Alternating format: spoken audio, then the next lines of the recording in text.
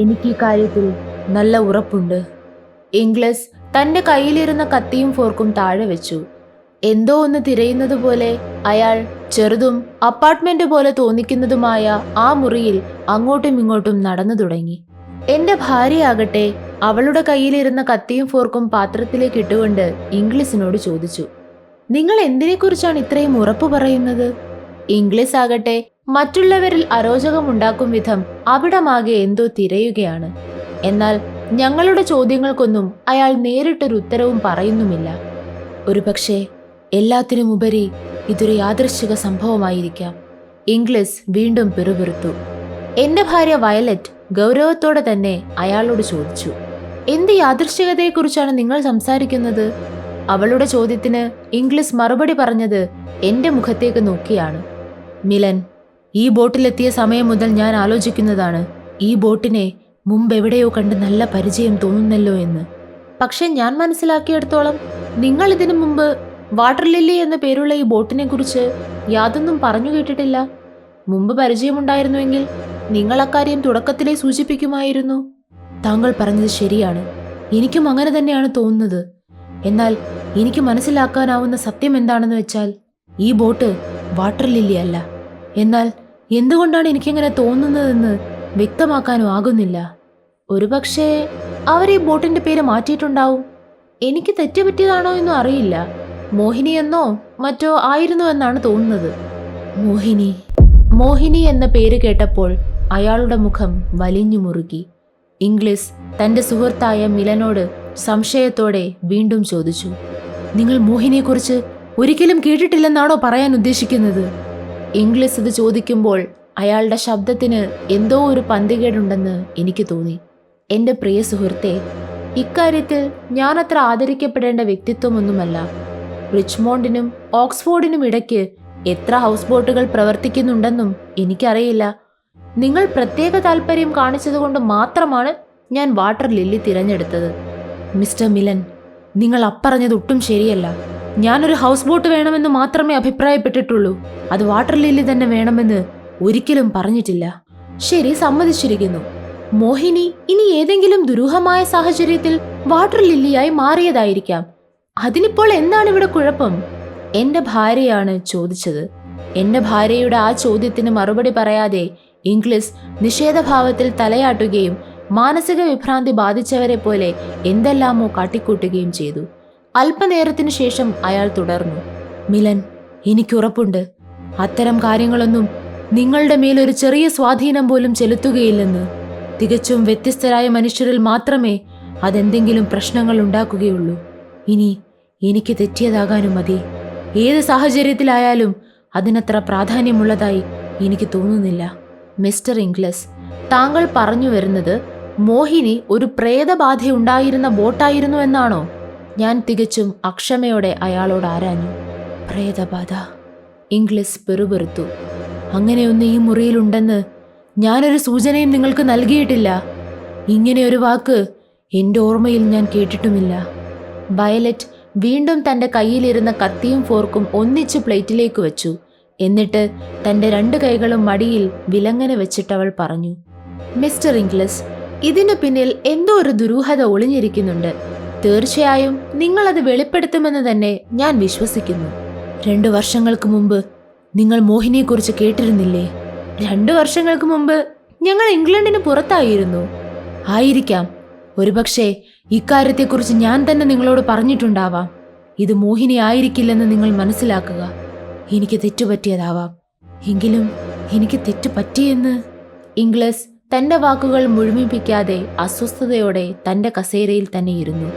ഞാൻ വിശ്വസിക്കുന്നത് അന്ന് ഞാൻ ഇരുന്നിരുന്നത് ഈ കസേരയിൽ തന്നെ ആയിരുന്നു എന്നാണ്. ഈ കസേരയുടെ വിചിത്രമായ ആകൃതി എന്നെ ഓർമ്മപ്പെടുത്തുന്നതും അത് തന്നെയാണ്. ആ ബോട്ടിൽ അപ്പോൾ ഇംഗ്ലീഷ് ഇരുന്നിരുന്ന കസേര വിചിത്രമായ ആകൃതിയിൽ പണിതതായിരുന്നു എന്ന് മാത്രവുമല്ല, ആ ഹൗസ് ബോട്ടിലെ ഓരോ വസ്തുക്കൾക്കും വിചിത്രമായ ആകൃതി തന്നെ ആയിരുന്നു. അപ്പോൾ ഈ ഹൗസ് ബോട്ടിൽ ഇതിനു മുമ്പും യാത്ര ചെയ്തിട്ടുണ്ടെന്നാണോ നിങ്ങൾ പറഞ്ഞു വരുന്നത്? ഞാൻ ചോദിച്ചു. അതെ, ഇംഗ്ലീഷ് അക്കാര്യം ഉറപ്പിച്ചാണ് പറഞ്ഞത്. അയാൾ തുടർന്നു, ഞാൻ ഒരിക്കൽ മാത്രം ഇതിൽ യാത്ര ചെയ്തിട്ടുണ്ട്. അന്നിതിൻ്റെ പേര് മോഹിനി എന്നായിരുന്നു. അത്രമാത്രം. ഇംഗ്ലീഷ് തന്റെ ഇരുകൈകളും ട്രൗസറിന്റെ പോക്കറ്റിലേക്ക് തിരികെ കയറ്റി. എന്നിട്ട് കസേരയിലേക്ക് കൂടുതൽ ചാരിയിരുന്നു.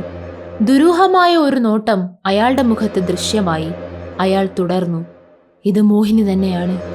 ഞാൻ ആണയിട്ട് പറയുന്നു, ഇത് മോഹിനി തന്നെയാണ്. എന്തൊരു അസാധാരണമായ യാദൃശ്ചികതയാണിത്. ഇക്കാര്യത്തിൽ അമാനുഷികമായ എന്തെല്ലാമോ അടങ്ങിയിട്ടുണ്ടെന്ന് ആരും ചിന്തിച്ചു പോകും. അവന്റെ പെരുമാറ്റം എന്നിൽ സംശയങ്ങൾ ഉണ്ടാക്കി. എന്റെ തലച്ചോറിൽ എന്തെല്ലാമോ ഉരുണ്ടുകൂടാൻ തുടങ്ങി.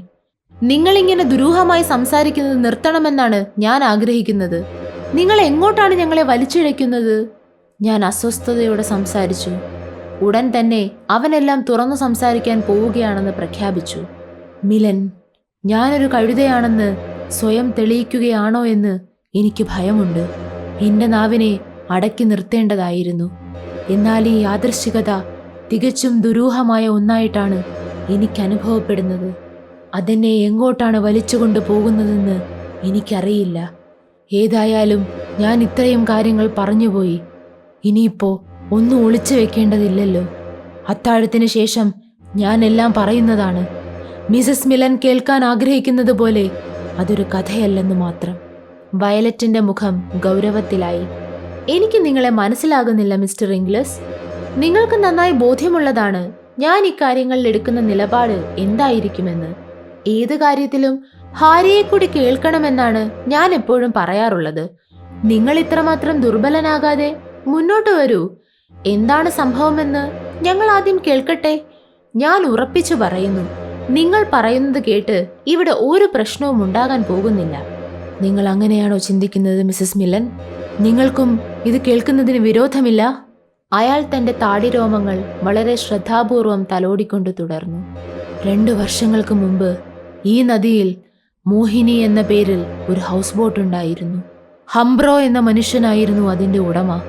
അയാൾ ആ ബോട്ട് മാന്യനായ ഒരു മനുഷ്യനും അയാളുടെ ഭാര്യയ്ക്കും വാടകയ്ക്ക് നൽകി. അവർ അതിസുന്ദരിയായ ഒരു സ്ത്രീയായിരുന്നു. സ്വർണ്ണ നിറമുള്ള ചുരുണ്ട മുടിക്കാരിയായ ഒരു സുന്ദരി തന്നെ. അയാളാകട്ടെ തികച്ചും വിനയാന്വിതനായ ഒരു മനുഷ്യനും. അയാളെ കണ്ടാൽ കുതിരകളുമായി അയാൾക്ക് നല്ല അടുപ്പമുണ്ടായിരുന്നുവെന്ന് തോന്നും. ഞാൻ അവരെ നദീതീരത്ത് വെച്ചാണ് പരിചയപ്പെട്ടത്. ഒരു വൈകുന്നേരം അയാൾ എന്നെ അത്താഴം കഴിക്കുന്നതിനായി ബോട്ടിലേക്ക് ക്ഷണിച്ചു. ഞാനിപ്പോഴും വിശ്വസിക്കുന്നത് അന്ന് ഞാൻ ഇരുന്നിരുന്നത് ഈ കസേരയിൽ തന്നെ ഇതുപോലെ ആയിരുന്നുവെന്നാണ്. ഈ മേശയും അടുത്തുണ്ടായിരുന്നു. എന്നാൽ അന്നത്തെ ആ അത്താഴ സൽക്കാരം കഴിഞ്ഞ് കൃത്യം 3 ദിവസങ്ങൾ കഴിഞ്ഞപ്പോൾ അവർ അപ്രത്യക്ഷരായി. ഇംഗ്ലീഷ് ഒന്ന് നിർത്തിയപ്പോൾ ഞാൻ ചോദിച്ചു, എന്നിട്ട്? എനിക്കറിയാവുന്നിടത്തോളം അയാളെക്കുറിച്ച് ഇന്നേ വരെ യാതൊരു വിവരവുമില്ല. അപ്പോൾ ആ സ്ത്രീയുടെ കാര്യം? ഞങ്ങൾ ഏതാനും പേർ ഒരവധി ആഘോഷിക്കുന്നതിനായിട്ടാണ് ഇവിടെ എത്തിയത്. അവരും ഞങ്ങളോടൊപ്പം വരണമെന്ന് ഞങ്ങൾ ആഗ്രഹിച്ചു. എന്നാൽ അവരുടെ പെട്ടെന്നുള്ള തിരോധാനം ഞങ്ങൾക്ക് മനസ്സിലാക്കാൻ കഴിഞ്ഞില്ല. അവരെ കാണാതായിട്ട് 2 ദിവസം കഴിഞ്ഞു. ഞാനും മറ്റൊരാളും കൂടി അവരെ അന്വേഷിച്ചു കൊണ്ടിരുന്നു. ഒരു ദിവസം ഞാൻ ജനലിലൂടെ ഈ ഹൗസ് ബോട്ടിലെ മറ്റൊരു മുറിയിലേക്ക് എത്തി നോക്കിയപ്പോൾ എന്തോ ഒരു സാധനം തറയിൽ കിടക്കുന്നത് കണ്ടു. എന്റെ ദൈവമേ! ഞാൻ അറിയാതെ നിലവിളിച്ചു പോയി. മിസ്സിസ് ബുഷ് തറയിൽ മരിച്ചതുപോലെ കിടക്കുന്നു എന്ന് ഞാൻ സ്വയം പറഞ്ഞു. ഞാൻ അങ്ങനെയാണ് ചിന്തിച്ചത്. അവൾക്ക് 2 ദിവസം ഇങ്ങനെ മദ്യപിച്ചു കിടക്കാനാകുമോ? എന്റെ കൂടെ അപ്പോൾ ഉണ്ടായിരുന്ന സുഹൃത്ത് എന്റെ അടുത്തേക്ക് കൂടുതൽ അടുത്തു വന്നിട്ട് ഉറക്കെ ചോദിച്ചു. അയാൾ തുടർന്നു, കാരണം അവളിപ്പോഴും ധരിച്ചിരിക്കുന്നത് നിശാവസ്ത്രം തന്നെയാണ്. ഇത് തികച്ചും വിചിത്രമായിരിക്കുന്നു.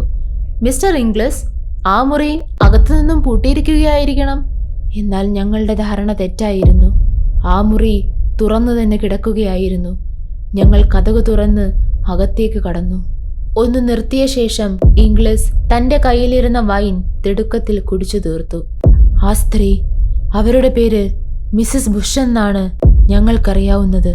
അവർ നിശാവസ്ത്രത്തിൽ തന്നെ തറയിൽ മരിച്ചു കിടക്കുന്നതാണ് ഞങ്ങൾ കണ്ടത്. അവരുടെ ഹൃദയം തുളഞ്ഞ് ഒരു കത്തി കുത്തി ഇറക്കിയിരുന്നതിൻ്റെ അടയാളവും രക്തക്കറയും കാണാം. അവരുടെ മൃതദേഹം കിടന്നിരുന്നത് മിസ്സസ് വയലറ്റ് ഇപ്പോൾ ഇരിക്കുന്ന ആ കസേരയുടെ സമീപത്ത് തന്നെയാണ്. മിസ്റ്റർ ഇംഗ്ലീഷ്, വയലറ്റ് അസ്വസ്ഥതയോടെ ചാടി എണീറ്റു. കൊല്ലപ്പെട്ട ആ സ്ത്രീ അത്ര മാനിയൊന്നും ആയിരുന്നില്ല എന്നാണ് ഞാൻ വിശ്വസിക്കുന്നത്. അതുതന്നെയാണ് ശരിയായ കഥയും. മിസ്റ്റർ ഇംഗ്ലസ്, നിങ്ങൾ പറഞ്ഞു തുടങ്ങിയപ്പോൾ അതിന്റെ പരിസമാപ്തി ഇങ്ങനെ ആയിരിക്കുമെന്ന് ഞാൻ പ്രതീക്ഷിച്ചില്ല. അക്കാര്യം ഞാൻ സമ്മതിക്കുന്നു. ഇവിടെ ചോദ്യം ഇതാണ്: ആരാണ് അവളെ കൊലപ്പെടുത്തിയത്? ഞാൻ ചോദിച്ചു. ഇംഗ്ലീഷ് തുടർന്നു. അതാണ് യഥാർത്ഥ ചോദ്യം. അതിലേക്ക് നേരിട്ട് വെളിച്ചം വീശുന്ന യാതൊരു തെളിവും അവശേഷിച്ചിട്ടില്ലായിരുന്നു. ഒരായുധവും കണ്ടുകിട്ടിയില്ല. അവരോടൊപ്പം ഉണ്ടായിരുന്ന ആ മനുഷ്യൻ, അയാളുടെ പേര് ബുഷ് എന്നായിരുന്നുവെന്ന് മാത്രം അറിയാം. അയാളെയും പിന്നീട് കണ്ടെത്താനായില്ല. ഈ ഭൂമിയിൽ നിന്ന് തന്നെ അയാൾ അപ്രത്യക്ഷനായതുപോലെ. അയാളുടേതായ ഒരു ഹാൻകർച്ചീഫ് പോലും ഇവിടെ ബാക്കി വെച്ചിട്ടില്ലായിരുന്നു. അയാളുമായും അവളുമായും ബന്ധിപ്പിക്കാവുന്ന എല്ലാ സാധനങ്ങളും ഈ മുറിയിൽ നിന്നും നഷ്ടപ്പെട്ടിരുന്നു. അയാൾ ആരായിരുന്നുവെന്നോ എവിടെ നിന്നാണ് വന്നതെന്നോ ആർക്കും ഒരു നിശ്ചയവുമില്ല. ബോട്ടിൽ അവർക്ക് വേലക്കാരും തന്നെ ഇല്ലായിരുന്നു. ഹോട്ടലിൽ നിന്നാണ് അവർക്കുള്ള ഭക്ഷണം ബോട്ടിൽ കൊണ്ടുവന്നിരുന്നത്. മോഹിനിയെക്കുറിച്ച് ഹാംബ്രോ ഒരു പരസ്യം നൽകിയിട്ടുണ്ടായിരുന്നു. ബുഷ് അതിന് മറുപടിയും നൽകി. അയാൾ വാടക മുൻകൂറായി നൽകിയിരുന്നു. ഹംബ്രോയാകട്ടെ അയാളെക്കുറിച്ച് കൂടുതലായിട്ടൊന്നും ചോദിച്ചതുമില്ല. മോഹിനിക്ക് പിന്നീട് എന്താണ് സംഭവിച്ചത്? അവളും പെട്ടെന്ന് തന്നെ അപ്രത്യക്ഷമായി. അവൾ അപ്പോൾ മറ്റുള്ളവരുടെ കണ്ണിൽ കുപ്രസിദ്ധി ആർജിച്ചിരുന്നു. ഒരു കൊലപാതകം നടന്ന ഹൗസ് ബോട്ടിൽ താമസിക്കാൻ ആരെങ്കിലും ധൈര്യം കാണിക്കുമോ? അതും പകൽ പോലെ വ്യക്തമായ സാഹചര്യത്തിൽ. ഞാൻ മനസ്സിലാക്കുന്നത് ഹംബ്രോ പിന്നീട് കിട്ടിയ വിലയ്ക്ക് തൻ്റെ ബോട്ട് വിറ്റിട്ടുണ്ടാവണം. അത് വാങ്ങിയ മനുഷ്യൻ അത് പെയിന്റ് അടിച്ച് പുതുക്കിയ ശേഷം വാട്ടർ ലില്ലി എന്ന് പേരുമിട്ട് വീണ്ടും ഇറക്കിയിട്ടുണ്ടാവണം. നിങ്ങൾക്കുറപ്പുണ്ടോ മോഹിനി എന്ന ആ ബോട്ട് തന്നെയാണ് ഇതെന്ന് ഞാൻ ചോദിച്ചു. എനിക്ക് അക്കാര്യത്തിൽ ഉറപ്പുണ്ട്. ഞാൻ ഇരുന്നിരുന്നതും ഏതാണ്ട് ഇതേ സ്ഥലത്ത് തന്നെയാണ്. എനിക്ക് തെറ്റുപറ്റാൻ യാതൊരു സാധ്യതയുമില്ല. മിസസ് വയലറ്റ് ഇരിക്കുന്നതിൻ്റെ അടുത്തായിട്ട് തന്നെയാണ് ആ ശവശരീരം കിടന്നിരുന്നത്. മിസ്റ്റർ ഇംഗ്ലസ്, വയലറ്റ് ശുഭിതയായി എഴുന്നേറ്റ് നിന്നു. അവൾ എൻ്റെ നേർക്കാണ് നടന്നു വന്നത്. ഈ സമയം ഇംഗ്ലസ് എനിക്ക് സമീപത്തു നിന്നും അല്പം മാറി നിന്നിരുന്നു. അവൻ തൻ്റെ വിവരണം നിർത്താൻ ഒരുക്കമായിരുന്നില്ല. അവൻ അത്താഴവും കഴിച്ചിരുന്നില്ല. യഥാർത്ഥത്തിൽ ഞങ്ങളുടെ എല്ലാം അവസ്ഥ അതുതന്നെയായിരുന്നു. മേസൺ അവളുടെ മനോഹരമായ കുഞ്ഞൻ അടുക്കളയിൽ ഞങ്ങൾക്കുള്ള ഭക്ഷണം തയ്യാറാക്കിയിരുന്നു. അവളുടെ പ്രയത്നത്തിന് പ്രതിഫലം ഇതിൽ നിന്നാണ് കിട്ടുന്നത്. ഇപ്പോൾ ഞങ്ങൾ അവളോട് പോലും നന്ദികേട് കാണിച്ചിരിക്കുന്നു. ഇംഗ്ലീഷ് അവിടെ നിന്നും മാറിയപ്പോൾ അവൾ അവളുടെ അടുക്കള വേഷത്തിൽ ഞങ്ങളുടെ അടുത്തേക്ക് വന്നു. ഞങ്ങൾ സ്വാഭാവികമായും ചിന്തിച്ചത് ഞങ്ങളുടെ പെരുമാറ്റം അവൾക്ക് നാണക്കേടുണ്ടാക്കിയെന്ന് തന്നെയാണ്. മാം, നിങ്ങൾക്ക് സമ്മതമാണെങ്കിൽ ഞാൻ പോവുകയാണ്. മേസൺ, നീ എന്താണ് ഉദ്ദേശിക്കുന്നത്? ഒരു കൊലപാതകം നടന്നുവെന്ന് വിശ്വസിക്കുന്ന ഈ ഹൗസ് ബോട്ടിൽ താമസിക്കാൻ എനിക്ക് കഴിയില്ല. ഇന്നലെ രാത്രിയിൽ ഞാൻ പ്രേതങ്ങളുടെ സംസാരം കേട്ട കാര്യം ആരെയും ബോധിപ്പിക്കേണ്ടതില്ല. എന്നെപ്പോലെ തന്നെ മറ്റാരെങ്കിലും അത് കേട്ടിട്ടുണ്ടായിരിക്കണം. മേസൺ, അസംബന്ധം പുലമ്പാതെ. നീ കുറച്ചുകൂടി കോമൺ സെൻസ് ഉള്ളവളാണെന്നാണ് ഞാൻ ചിന്തിച്ചത്. നിങ്ങളൊക്കെ എന്തെല്ലാം പറഞ്ഞാലും ഇന്നലെ രാത്രിയിൽ ഞാൻ ഉണർന്നത് വെള്ളം തട്ടിത്തെറിപ്പിക്കുന്ന ശബ്ദം കേട്ടാണ്. ആരോ തമ്മിൽ വഴക്കിടുന്നതിൻ്റെ ഒച്ചയും ഞാൻ കേട്ടു. ഞാനപ്പോൾ കരുതിയത് മാം, നിങ്ങളും സാറും തമ്മിൽ എന്തെങ്കിലും തർക്കമുണ്ടായതായിരിക്കുമെന്നാണ്. എന്നാൽ അത് നിങ്ങളുടെ ശബ്ദം പോലെ ആയിരുന്നില്ലെന്ന് ഉറപ്പാണ്. നിങ്ങൾ വളരെ ക്രുദ്ധയായിരുന്നു. നിങ്ങൾ എന്തെല്ലാമാണ് പറഞ്ഞതെന്ന് തുറന്നു പറയാൻ എനിക്കാവില്ല. കാരണം ഞാൻ കേട്ടതൊക്കെ തുറന്നു പറയാൻ പറ്റിയ സ്ഥലമല്ല ഇപ്പോഴിത്.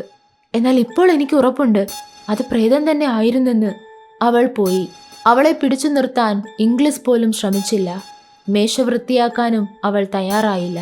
അവൾ തിടുക്കപ്പെട്ട് കടന്നു പോവുകയായിരുന്നു. അവൾ അവളുടെ ശമ്പളത്തെക്കുറിച്ച് പോലും ഒന്നും സംസാരിച്ചില്ല. അവൾക്ക് നല്ല പ്രായമുണ്ട്. പാവം സ്ത്രീ. അവൾ നന്നായി ഭയന്നിരുന്നു. ആർക്കും അവളെ അവളുടെ തീരുമാനത്തിൽ നിന്നും പിന്തിരിപ്പിക്കാനാവുമായിരുന്നില്ല. വാട്ടർ ലില്ലിയിൽ നിന്നും എത്രയും വേഗം രക്ഷപ്പെടണമെന്ന് മാത്രമേ അവൾ ആഗ്രഹിച്ചിരുന്നുള്ളൂ. അവിടെ നിൽക്കുന്ന ഓരോ നിമിഷത്തെയും അവൾ വല്ലാതെ ഭയന്നു. അവൾ പോയി കഴിഞ്ഞപ്പോൾ ഞാൻ വയലറ്റിനെയും വയലറ്റ് എന്നെയും നോക്കി. ഞാൻ പൊട്ടിച്ചിരിച്ചു. ചിരിക്കാൻ മാത്രമേ എനിക്കപ്പോൾ കഴിയുമായിരുന്നുള്ളൂ. ഒരു വാക്കുപോലും എൻ്റെ നാവിൽ നിന്നും പുറത്തേക്ക് വന്നില്ല. കൊള്ളാം. നദിയിലും ബോട്ടിലുമായിട്ടുള്ള നമ്മുടെ ഈ അവധിക്കാല ആഘോഷം ഗംഭീരമായിരിക്കുന്നു. എറിക്, നമുക്കൊന്ന് പുറത്തേക്ക് പോയാലോ? ഞങ്ങൾ ഡെക്കിലേക്ക് പോയി. സൂര്യൻ പടിഞ്ഞാറൻ ചക്രവാളത്തിലേക്ക് ഏതാണ്ട് പൂർണ്ണമായും മറഞ്ഞു കഴിഞ്ഞിരുന്നു. എന്നാൽ ചന്ദ്രനെ ആകാശത്തെങ്ങും കണ്ടില്ല. ആകാശമാകട്ടെ മേഘരഹിതവുമായിരുന്നു. കാറ്റ് ക്ഷീണഭാവത്തിലായിരുന്നെങ്കിലും കാഠിന്യം ഒട്ടും കുറവായിരുന്നില്ല. നിരവധി ഹൗസ് ബോട്ടുകൾ വെള്ളത്തിലൂടെ തലങ്ങും വിലങ്ങും സഞ്ചരിക്കുന്നു. കുറെ ദൂരെ കരയിൽ ഏതാനും പേർ പന്ത് കളിക്കുന്നു. ഒരു പെൺകുട്ടിയുടെ മധുരമായ പാട്ടും കേൾക്കുന്നുണ്ട്. ഞങ്ങളെ കടന്നുപോയ മറ്റു ഹൗസ് ബോട്ടുകളിലെല്ലാം ചൈനീസ് വിളക്കുകൾ കത്തിച്ചു വെച്ചിരിക്കുന്നു. എന്നാൽ വാട്ടർ ലില്ലി മാത്രം ഇപ്പോഴും ഇരുളിലാണ്. നിഴലുകളിലൂടെയാണ് അത് മുന്നോട്ട് നീങ്ങുന്നത്. ഡെക്കിലുണ്ടായിരുന്ന കസേരകൾ ഞങ്ങൾ കൂടുതൽ അടുപ്പിച്ചിട്ടു. വയലറ്റിൻ്റെ കൈ എൻ്റെ നേരെ നീണ്ടുവന്നു. എറിക്, നിനക്കറിയാമോ, ഇന്നലെ രാത്രിയിൽ ഞാനും ആ ശബ്ദം കേട്ടതാണ്. വയലറ്റ്, നീയും? ഞാൻ പൊട്ടിച്ചിരിച്ചു. എനിക്ക് കൂടുതൽ നേരം അത് കേട്ടുകൊണ്ടിരിക്കാനാവുമായിരുന്നില്ല. അവരൊന്ന് നിർത്തിയപ്പോൾ ഞാൻ നിന്നെ വിളിക്കാൻ തുടങ്ങുകയായിരുന്നു. എൻ്റെ കുഞ്ഞെ, നീ വെറുതെ ഓരോന്ന് സ്വപ്നം കാണുകയായിരുന്നിരിക്കണം. ഇംഗ്ലീഷിന്റെ ഒരു കഥ. വെറുതെ മനുഷ്യനെ ആശയക്കുഴപ്പമുണ്ടാക്കാൻ വേണ്ടി ഓരോന്ന് കെട്ടിച്ചമച്ച്, അതും നിന്റെ സ്വപ്നവും കൂടി കൂട്ടിക്കുഴച്ചതാണ് നിന്റെ പ്രശ്നം. മെയ്സൺ കാണിച്ചതുപോലെ വിഡ്ഢിത്തങ്ങളൊന്നും കാണിക്കാൻ നീ നിൽക്കണ്ട. 1 മാസത്തേക്കാണ് വാട്ടർ ലില്ലി ഞാൻ വാടകയ്ക്ക് എടുത്തിരിക്കുന്നത്. അതാകട്ടെ വലിയ വാടകയും പ്രതിഫലമായി കൊടുത്തുകൊണ്ട്. വെറുതെ നമ്മുടെ പദ്ധതികളൊക്കെ തകിടം മറിക്കരുത്. മറുപടി പറയുന്നതിനു മുമ്പായി വയലറ്റ് എന്തോ ആലോചിച്ചുകൊണ്ട് ഒരു നിമിഷം ഇരുന്നു. ഇല്ല, നിങ്ങൾ പറഞ്ഞതുപോലെയൊന്നും പ്രവർത്തിക്കാൻ തൽക്കാലം ഞാൻ ആഗ്രഹിക്കുന്നില്ല. അവൾ കസേര എൻ്റെ അടുത്തേക്ക് കൂടുതൽ അടുപ്പിച്ചിട്ടു. ഞാൻ മറ്റൊരു വഴിയെക്കുറിച്ചാണ് ഇപ്പോൾ ചിന്തിക്കുന്നത്. ആ വഴിയിലൂടെ കാര്യങ്ങളെ കാണാനാണ് ഞാൻ ആഗ്രഹിക്കുന്നത്. ഇത്തരമൊരു സാഹചര്യത്തിൽ എനിക്ക് വിശ്വസിക്കാൻ കഴിയുന്ന ഒരാളുമൊത്ത് ജീവിക്കാൻ ഞാൻ ആഗ്രഹിക്കുന്നുവെന്ന് ചിലപ്പോഴൊക്കെ ഞാൻ ചിന്തിച്ചിട്ടുണ്ട്. ഒരു പക്ഷേ അങ്ങനെയെങ്കിൽ ഇതിലെ നിഗൂഢതകൾ നമുക്ക് കണ്ടെത്താനായേക്കുമായിരിക്കും. ആർക്കറിയാം? അവളുടെ വർത്തമാനം എന്നെ ഇക്കിളിക്കൊള്ളിച്ചു. ഞാൻ ചിന്തിക്കുന്നത് നീ തികച്ചും റൊമാൻറ്റിക് ആയിട്ടാണ് സംസാരിക്കുന്നതെന്നാണ്. ഇതൊരു തരം പ്രണയമൊന്നുമാണെന്ന് എനിക്ക് അഭിപ്രായമില്ല. അവൾ എൻ്റെ കൈ പിടിച്ചമർത്തി. അവൾ എൻ്റെ മുഖത്തേക്ക് സൂക്ഷിച്ചു നോക്കി. ഞങ്ങളേതോ ദുർഗ്രഹമായ കാർമേഘത്തിൻ്റെ പിടിയിലാണ്. പ്രണയത്തിൻ്റെ മറ്റൊരു മുഖഭാവത്തോട് തന്നെ എല്ലാം തുടങ്ങാമെന്ന് എനിക്ക് തോന്നി. ഇതുവരെയും ഒരു പ്രേതവുമായി ഇടപഴകാൻ എനിക്ക് അവസരമുണ്ടായിട്ടില്ല. ഇപ്പോൾ ഈ പറയുന്നതെല്ലാം സത്യമാണെങ്കിൽ ഇന്നത്തെ രാത്രി ഞങ്ങൾ കഴിയാൻ പോകുന്നത് ഒരു പ്രേതത്തിനൊപ്പമായിരിക്കും. അതൊന്നാണോ 2 അതിൽ കൂടുതലുണ്ടോ എന്നൊന്നും ഞങ്ങൾക്കറിയില്ല. എങ്കിലും ഇന്നത്തെ രാത്രി സംഭവബഹുലമായിരിക്കുമെന്ന് എനിക്കുറപ്പുണ്ട്.